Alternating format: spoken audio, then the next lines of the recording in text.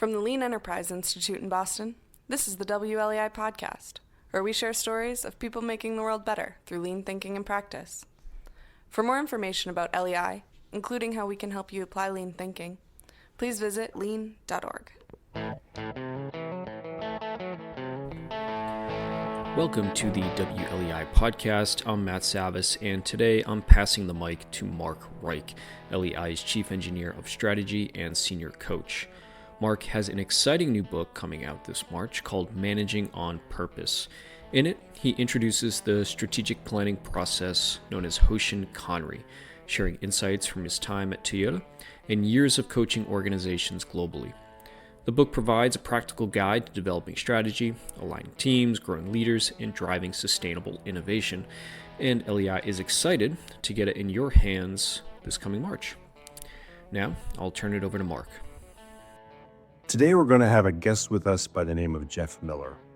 He's CEO of Grand Rapids Chair, located in Grand Rapids, Michigan. Geoff and I have worked together the last 4 years as he introduced Hoshin Kanri, A3 problem solving, and daily management to his organization. Let's listen to the conversation. Hi, Geoff. Hey, Mark. Great to have you with us today. I've got Geoff Miller from Grand Rapids Chair with us today, and we are going to talk a bit about what he's been doing in his company related to lean management. So let's get started. I guess, Geoff, just by, maybe I'll give a little bit of background in terms of how we met. I mean, Geoff and I have known each other for at least 4 years now. And I worked with Geoff and his organization to support the implementation of Hoshin Kanri and other management systems there. So we've known each other since that time. And I think it's fair to say we've become friends over that time. So I appreciated your friendship, Geoff, and it's great to have you here with us today. Maybe the best place to start, Geoff, is for you to introduce yourself and maybe introduce Grand Rapids Chair to the audience. Yeah, sure. Thanks, Mark. Geoff Miller. I'm the CEO of Grand Rapids Chair. I became CEO just about 12, almost 13 years ago. And this year, 2025, is Grand Rapids Chair's 25th anniversary. But what's quite interesting about our name, Grand Rapids Chairs, the brand name is about 200 years old now. So it was started, 200 years ago, and was started as a residential furniture company. Was twice sold right before World War II, and then again right after World War II, and was all but defunct by 1975. Fast forward to the early 90s, my dad and mom left the residential furniture industry and started their own sales company.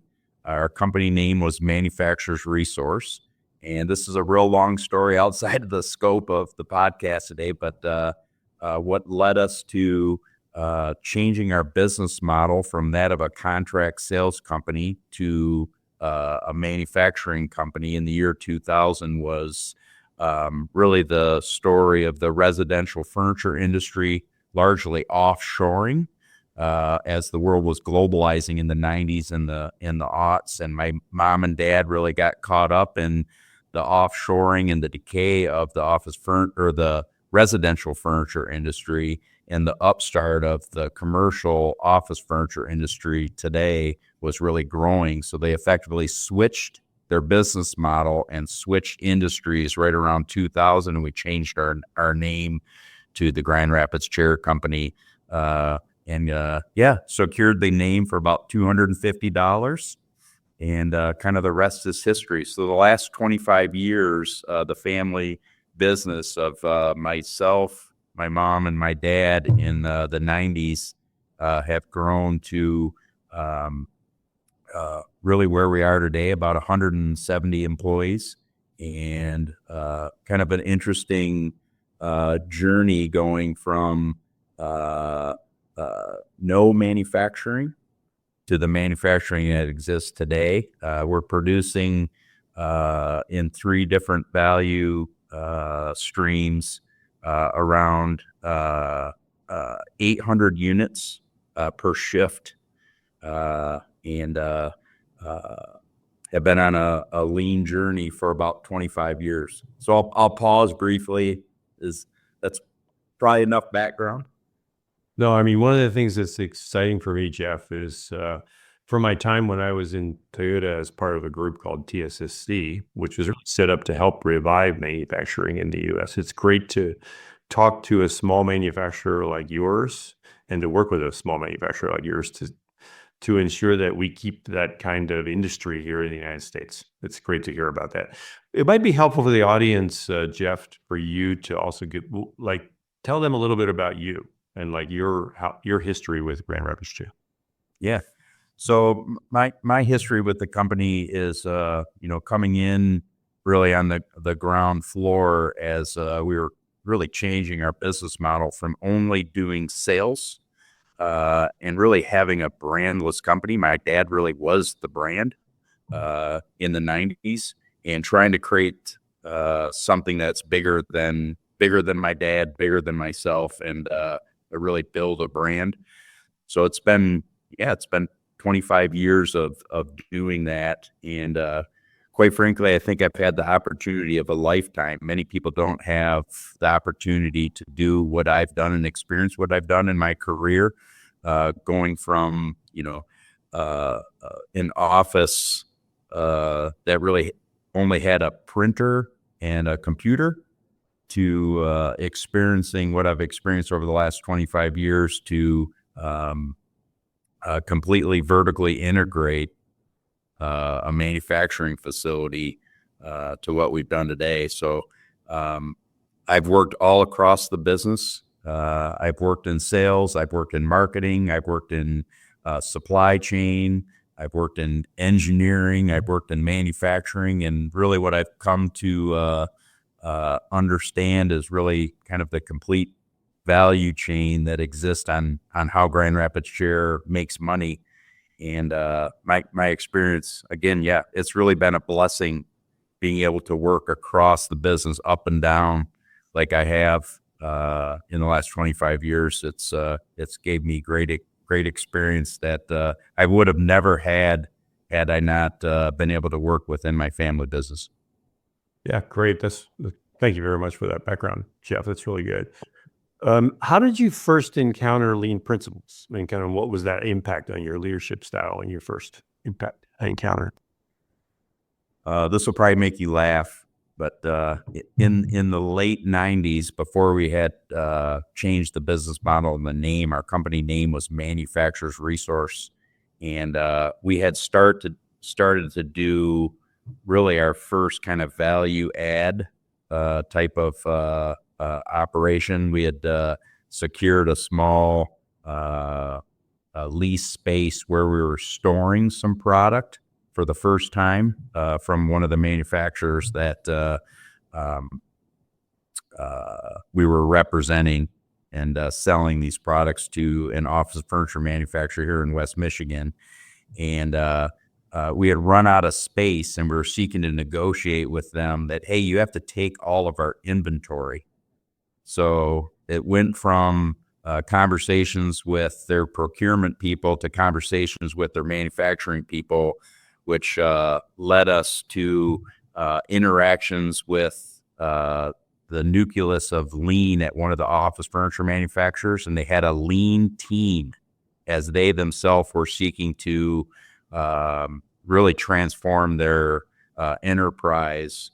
And I think lean, this probably as good as anyone, Mark. It was a very hot topic in the 80s and in the 90s. And the office furniture industry was really quickly, the best and brightest were going that way. So this lean team formed, and they started to work with us. And that was really my first introduction to lean. At that time, I didn't know what lean was. I was like, oh, is it they're really hungry? And they need to eat. I didn't understand anything about what it was. And that really led to me trying to understand, what is this thing called the Toyota production system? Who is Toyota? What is this thing called lean? That was, 27 years ago, 1998. So after that introduction, like when did it dawn on you, hey, I've got a business problem in my organization once you were in charge, and how could potentially lean help me? Yeah. Well, that lean team led us to an introduction to actually a family friend of my dad's, Okay. who was an manufacturing executive for that customer of ours, and ultimately he would become one of our board members, an advisory board member to my dad, and he was really my first executive mentor and executive coach, as he was an advisory board member of my dad's. Ultimately, when my dad retired, he stayed on as my advisory board member. So his name's Larry Selig, and Larry Selig was my advisory board member and executive coach for about 16 years of my career. And I took a lot of direct coaching from Larry and started really the lean journey of Grand Rapids Chair and trying to lead lean in the capacity I led lean really before I met you. I thought I was a lean guru when I met you until I met you, Mark. And then I realized I don't really know what the heart of lean is. Okay. Well, Yeah. appreciate that. But and I want to come back to that maybe for a moment. I think there's some things around how your philosophy of respect for people that actually you understand lean very well, even before we ever met. So, but let's talk a little bit, this is the management brief. So let's talk a little bit about your management system. Share with me a little bit about, your history of strategic planning at Grand Rapids Chair and what worked, what didn't. Well, I think prior to learning Hoshin Kanri processes from LEI, I would say we were probably one of, I don't know, hundreds or thousands of case studies of companies that had the one-page strategic plan and were very well intended on trying to work on that strategy.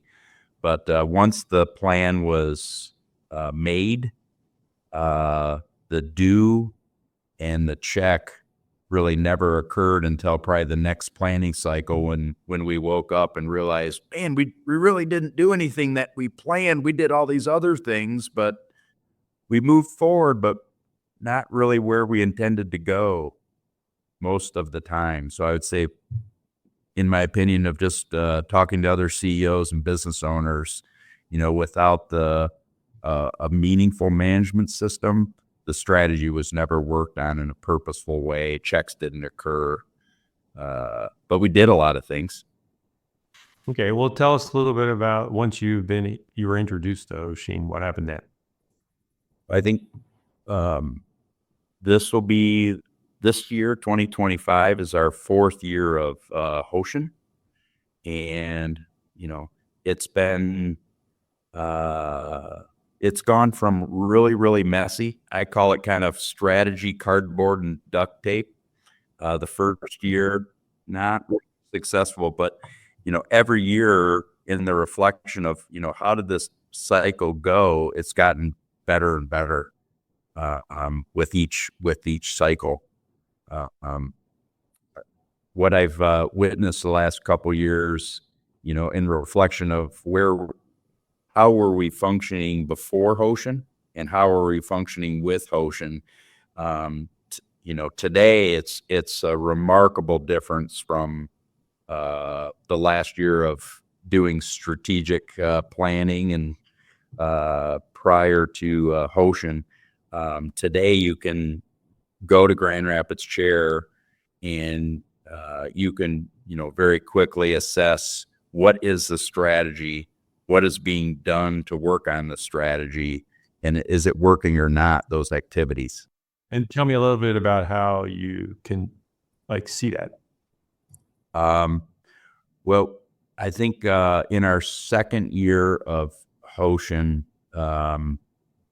we decided to construct our first Obeya, which might have been maybe one of the most messy Obeyas on the history of the earth, but it kind of made sense to us. And I don't know what version of the Obeya we're on. I think we're calling this Obeya version 5 for our 4th year of Hoshin. And really that's resulted in being able to have that clarity of where are we within our plan, and what are we doing and how is it going, because we visualize the work in an Obeya space. Okay, so Geoff, I want to ask you a little bit deeper question based on what you've just said. You mentioned you repeatedly mentioned this, that you've gone through years of, you're in your 4th year, you're going through cycles. Yep. That's one of the things that I reinforce with leaders. They have to kind of look longer term. Yep. For the and stay the course. What did you see? I mean, point out to me some of the big like changes you saw after, for example, year 1, year 2, year 3. What were things that you really saw a big impact on? Well, we've used Hoshin in our first year was fiscal year 2022, and because of the COVID pandemic in 2020 and then the supply chain crisis in 2021, many of the daily management measures around safety, quality, reliability, and cost had slipped and eroded to a level that I'm embarrassed to even say what they were.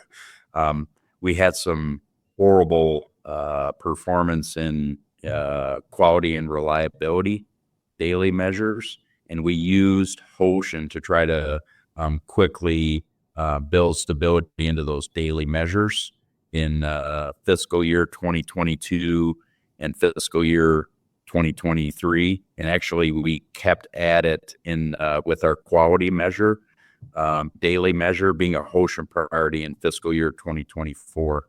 Our 4th year of Hoshin is I think first year we haven't had a daily measure as a Hoshin priority. That's interesting to hear. Yeah. How do you think, what was the impact on the executive team? What was the impact of Hoshin on the executive team? Yes, over the course of time. Well, I would say it wasn't immediate, and I'd say it over the course of the last 4 years, it's been gradual. The reason being is because of the supply chain, the COVID pandemic and the supply chain crisis were really, really hard times for the company. The company was halved. The sales were halved, and the people were halved. It's the only time in company history where we've ever had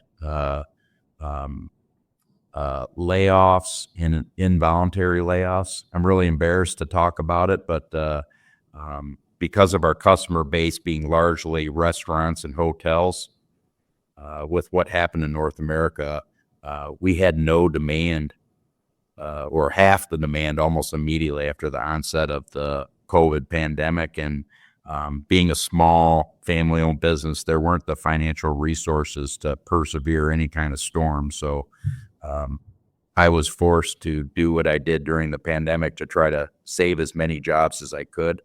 And that led us to having the organization. So coming out of the COVID pandemic, we started to rebuild what we had lost. And that was about half of the executive team was new in 2022 and into 2021 and 2022, right in the time where we were starting to experiment with Hoshin Kanri. So that journey and impact of Hoshin Kanri on the SLT was somewhat unique from the perspective, half of the leadership team, they didn't even know what lean was, let alone some of these fancy tools like A3 problem solving. I wouldn't say fancy tools, like the lean community doesn't even think much about A3, but for someone who doesn't even know what A3 is, it's a pretty, I think, difficult tool to understand for the first time. So there was this whole learning of half of the executive team, learning they've never had before. And they just needed a few cycles of learning what how these tools work. That just took some time. Yeah, I want to talk a little bit more about A3 in a minute. Let's talk a little bit more about the mechanics of Hoshin Kanri. So it's about aligning organization goals. So maybe you could share a specific example of how you drove a major strategic objective using the Hoshin Kanri in the organization. Yeah. So at Grand Rapids Chair, we have a 3-year strategic plan. And as we progress through that plan, it's the 3 years are stagnant. So, currently we're entering the second year of our strategic plan. And we have used Hoshin Kanri to do, I would say, rather small adjustments to that strategy as we've moved through the 3-year strategic plan. And, I think when I think about, that longer run 3-year planning cycle, every time I start to get into, thinking about what's going to happen in 3 years, I always say to myself, man, I really don't know. But I have to make a bet, and we have to make a bet. We believe this is what's going to happen, and we'll use, different frameworks, PESTLE frameworks, SWOT analyses. I would say your typical MBA stuff. Okay.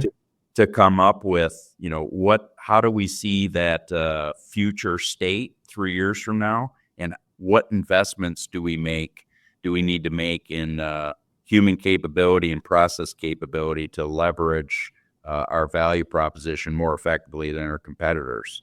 So we've made this kind of long run target condition future, and then we've used Hoshin to break that 3-year down to a 1 year and make kind of,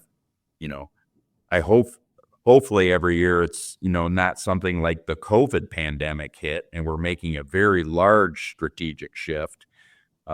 We've been blessed the last couple of years. Our performance has been, wonderful on the sales side and the marketing side. And we're making more of those fine-tune adjustments into the annual strategic planning cycle, which really is Hoshin Kanri. So let's talk one more thing about the mechanics. So how do you ensure I know the leadership team comes together. You and your leadership team come together and kind of define your objectives for the year. How do you ensure that is effectively cascaded down to frontline operations? That's an important part of Hoshin. Yeah, I think that's a good question. Catchball current state at Grand Rapids Chair, in how we've cascaded our thoughts down. The last 2 years we built in A3 to communicate how we see the current condition and the adjustments we need to make in a target condition to get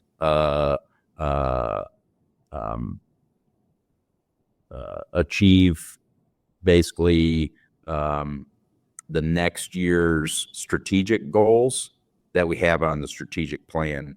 So we use different jargon, or we have jargon or nomenclature at Grand Rapids Chair. We call it a 3-year step plan of measures for the strategy, and call them KPIs or SMART goals.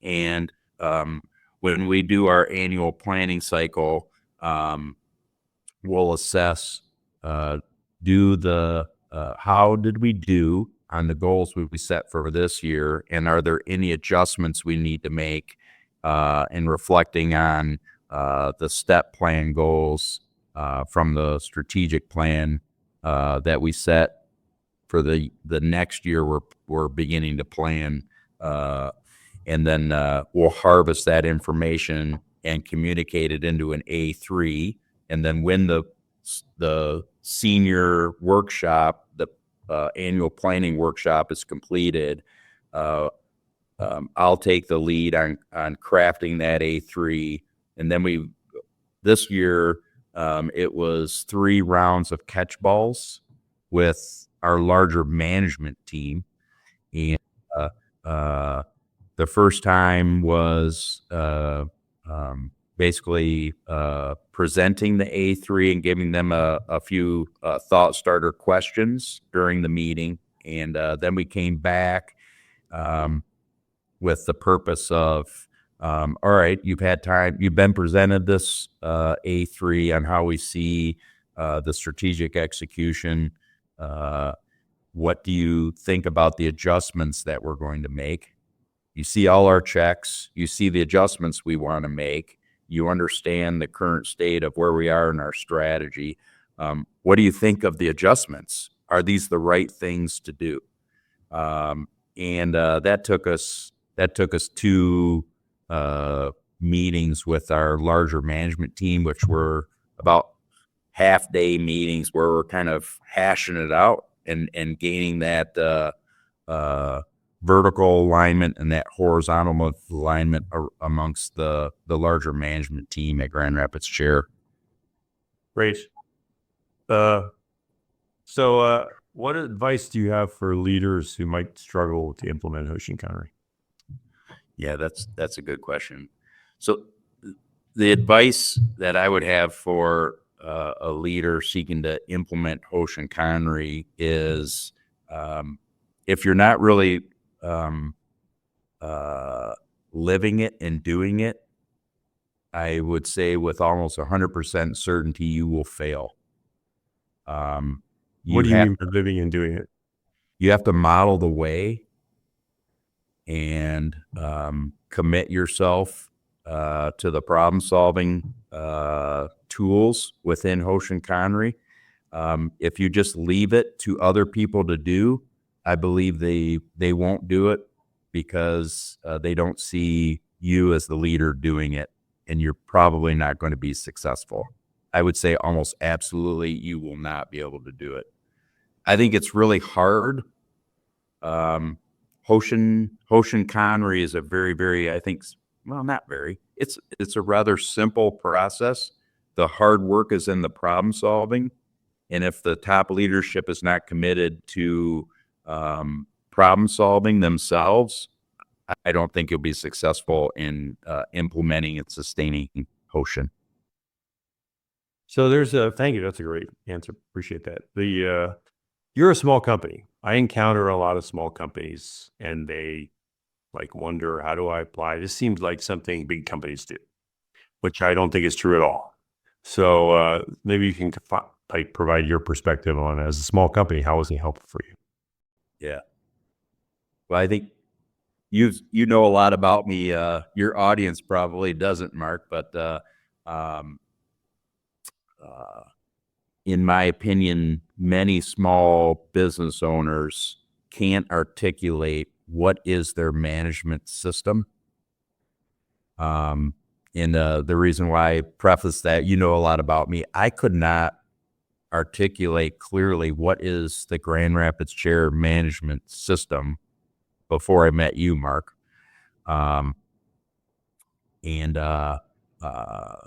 Where I am today, I think I'm still on a journey. I'm not a management system expert, but I've gained some clarity in my company's management system, and that, largely that management system, about half of that management system, it's a typical job description for what a CEO should be responsible for.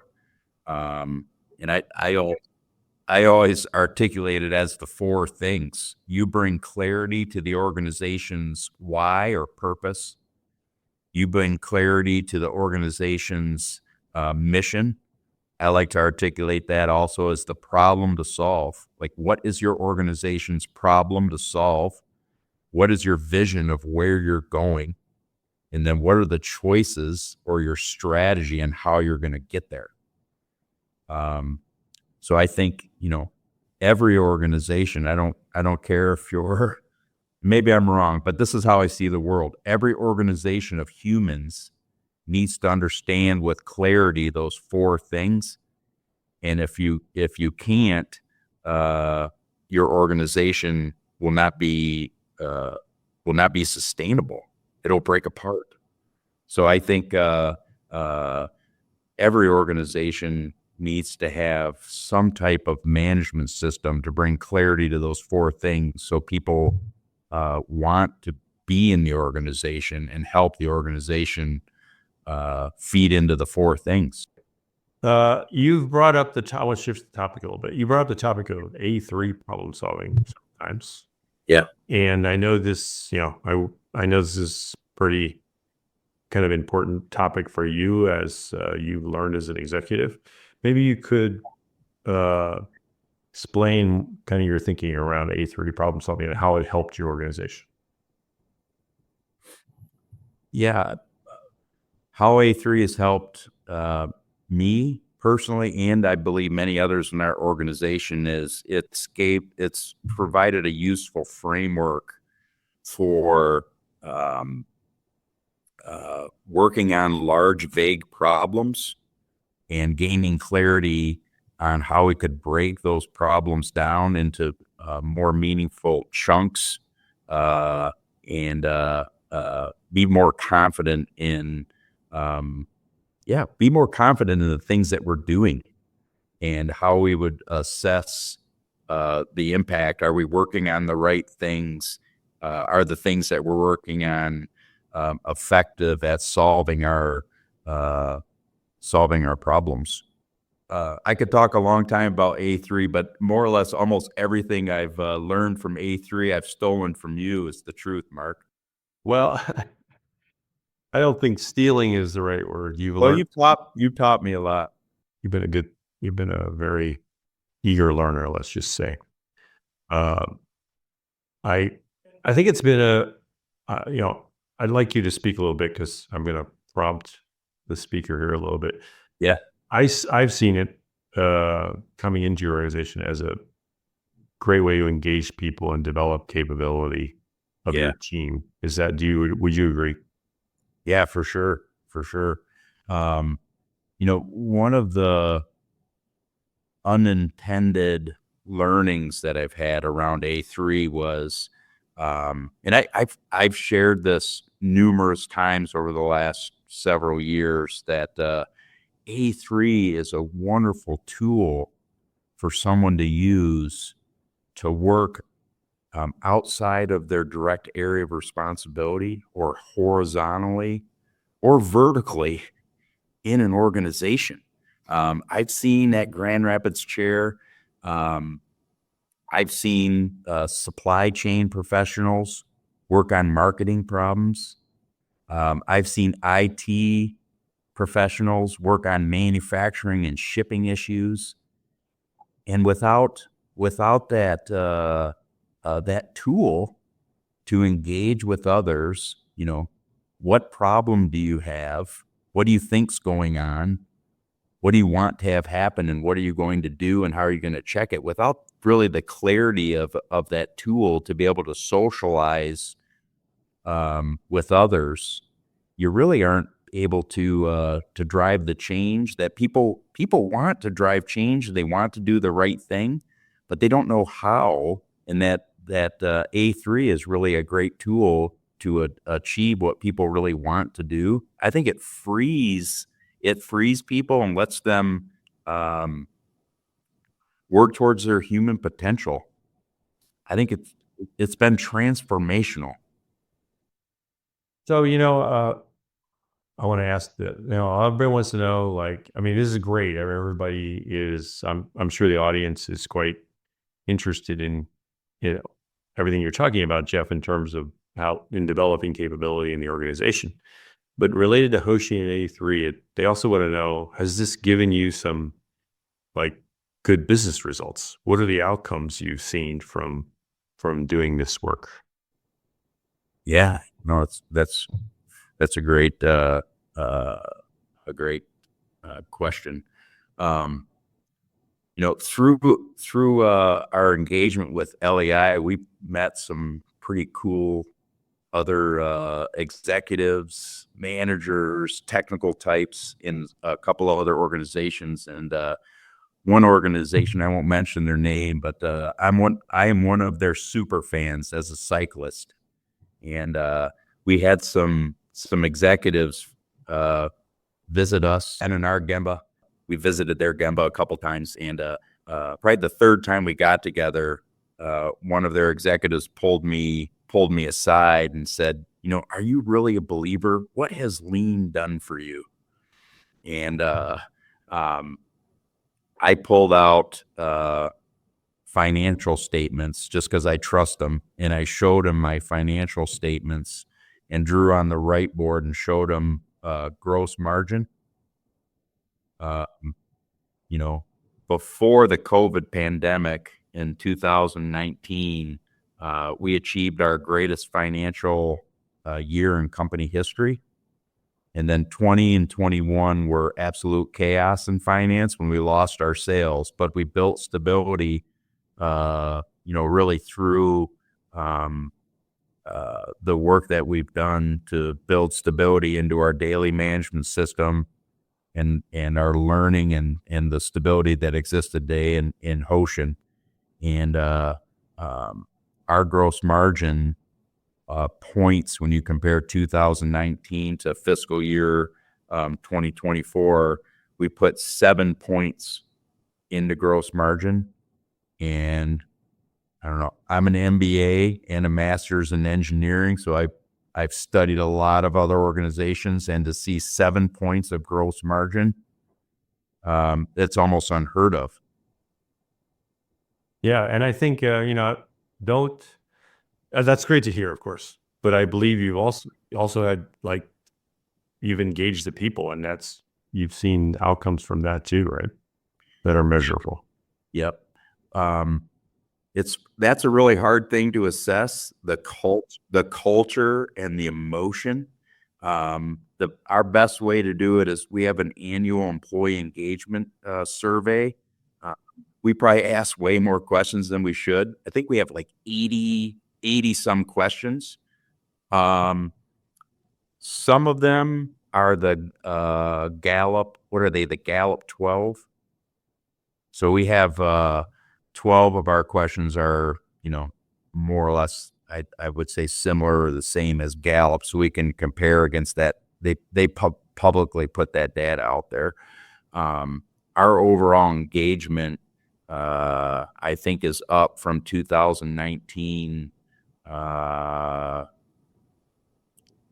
It's in the single digits, but it's close to 10. I don't remember if it was 7, 8, maybe 9. This is a scale. Yeah, right. This is a scale of 1 to 10, right? Yeah. So I think that's a significant testament to people are more happy, significantly more happy today than they were before a lot of this organizational transformation work that we've done. Well, there's one other thing I do want to talk about in our podcast, because I don't want to sell it short. And I know you put a lot of work into it related to management, and that's your daily management system. Maybe you could talk a little bit about, how you've set up your daily management system and how it works. I know you have tiers. Yeah. So our daily management system is a series of meetings that cascade from the shop floor into the manufacturing operations and even the executive team ranks. So our shift starts at 5 a.m.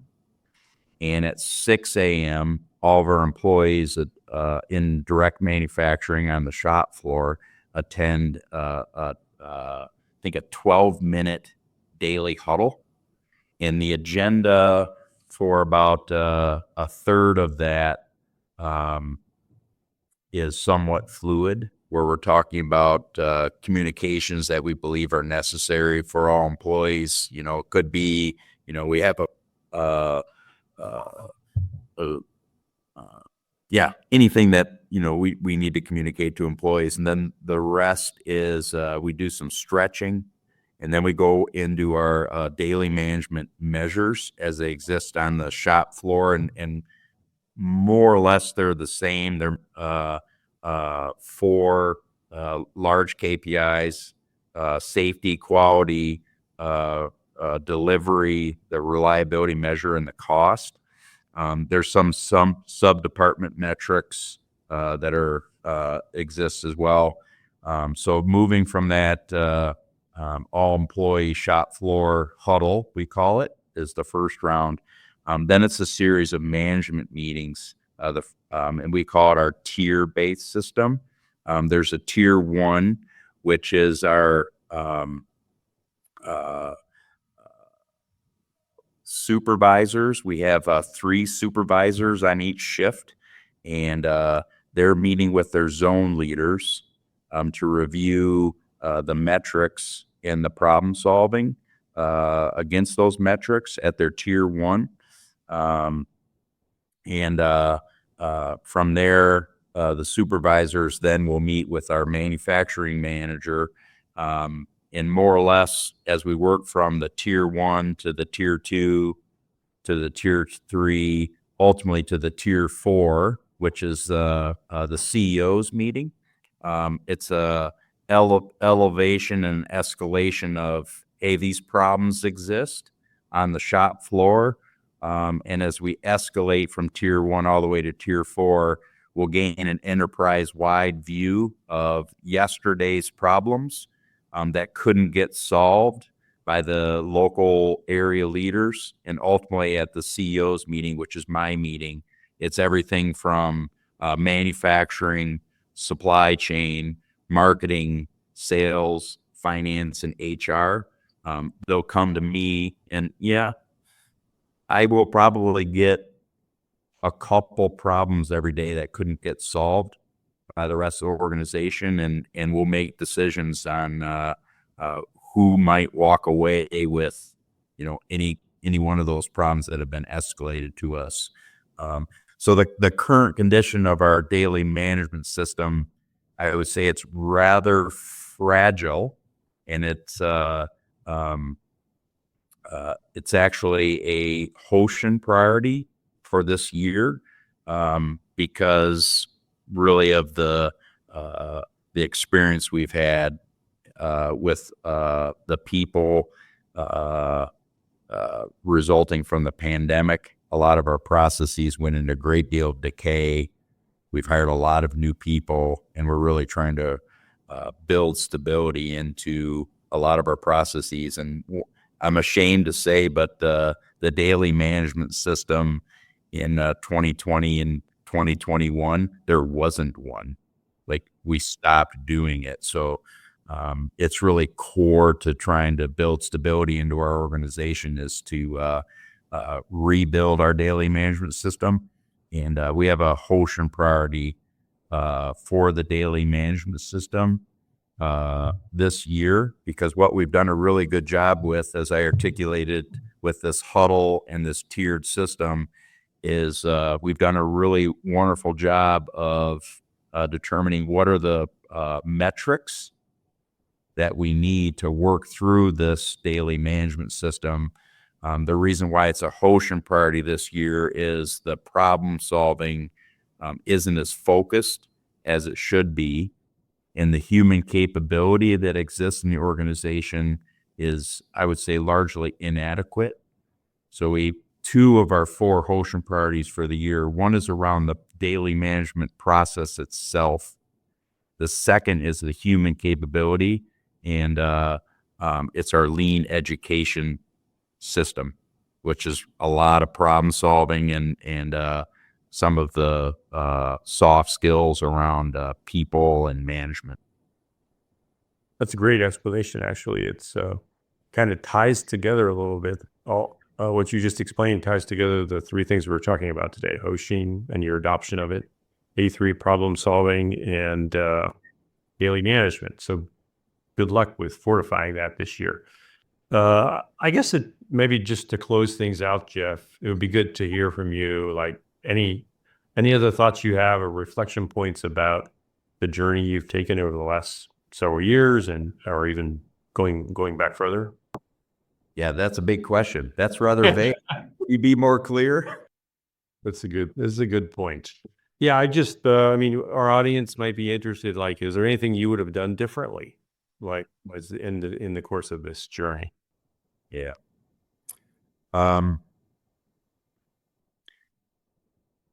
If I could go back in time, I wish someone would have given me the coaching or the direction. I think direction is a blessing. Very seldomly has another human told me what to do with some clarity. I wish someone would have either told me what to do or given me the coaching to stop experimenting and playing with lean tools and try to develop human capability around problem solving.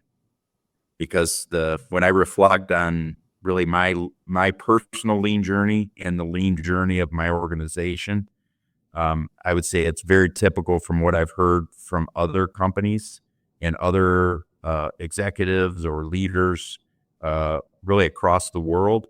We played with lean tools for years, and we tried to do Kanban and 5S and all this stuff, but we really didn't understand the heart of lean and the people side and the need for problem solving. Geoff, that was a great answer. Thank you. So thanks very much for doing this podcast. And we look forward to having you at our summit, which is coming up on March 5th and 6th. Yeah, sounds good. Thanks, Mark.